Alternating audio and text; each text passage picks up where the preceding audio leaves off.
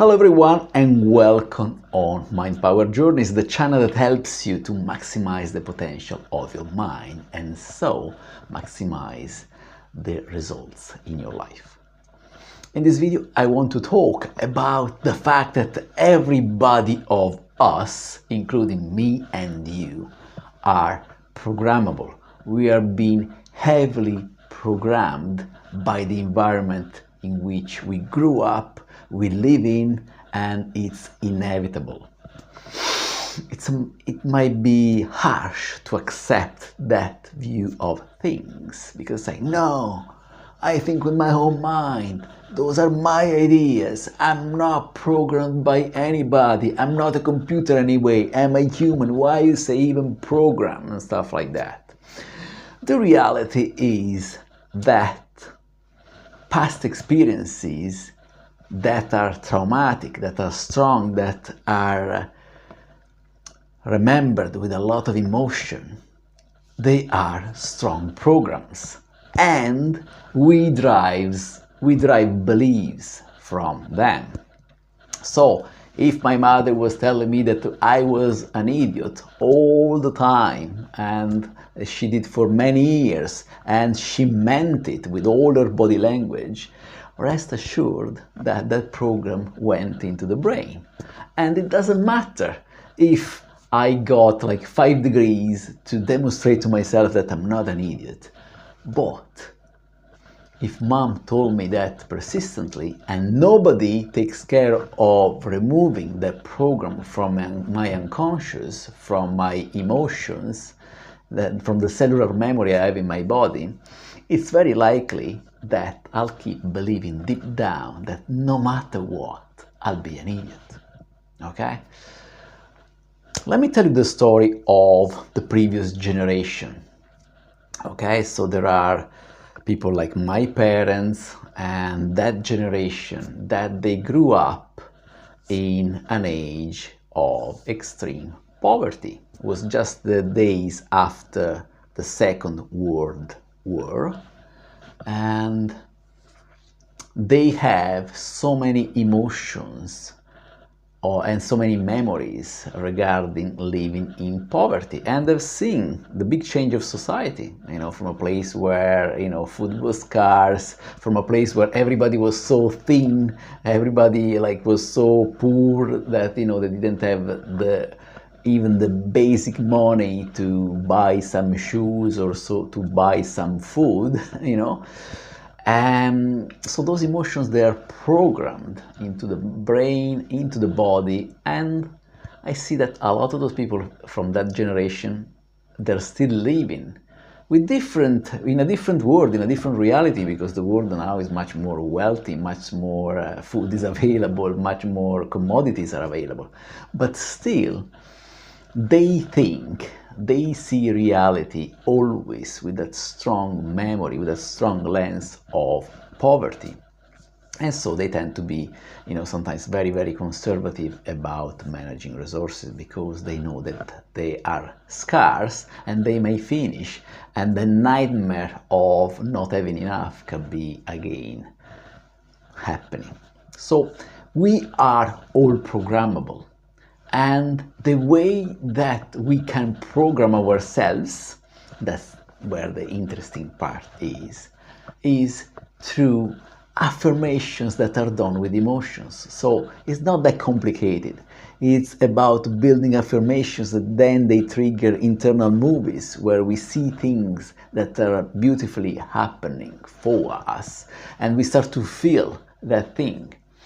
And for sure, you had the experience when you started to see things changing in your life because you're changing inside and you felt different inside and you knew that certain things were coming to you. You say, I feel it now, it's happening because I feel it.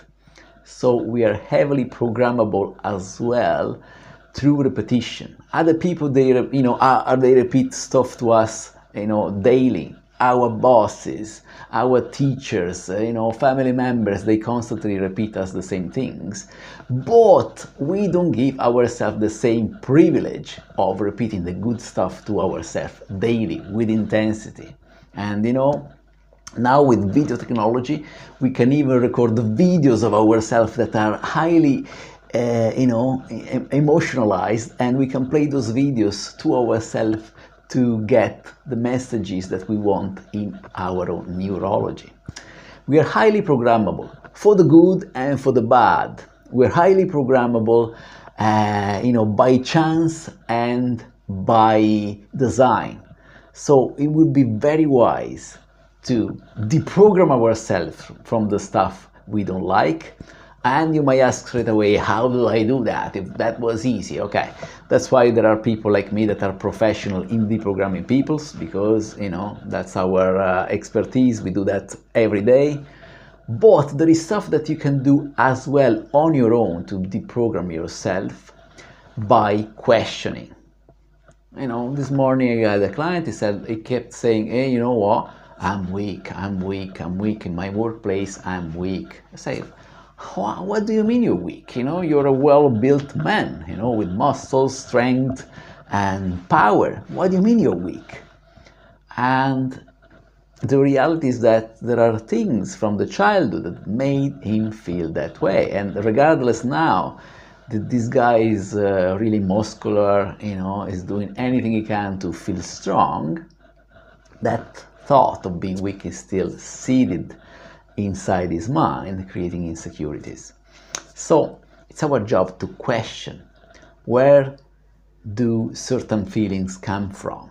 Feeling of feeling weak, where is it coming from? Who said that? When did I start to feel that way? What is the trigger outside? And the more we question those things, the more we are likely to deconstruct where that belief is coming from.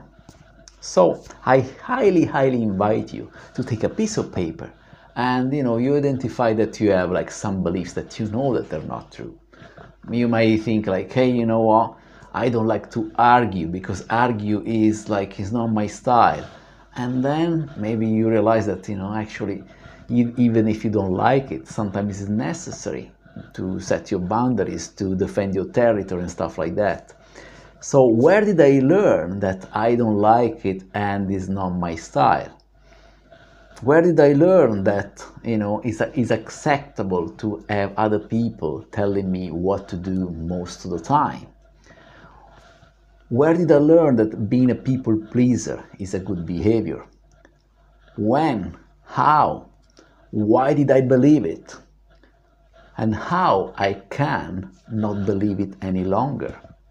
So by questioning, we kind of started the process of deprogramming ourselves. And let me tell you, a lot of my clients, they do good work by their own, so they come really, really prepared with blocks that they cannot remove themselves. They don't know how, they don't know why they're so deep-rooted.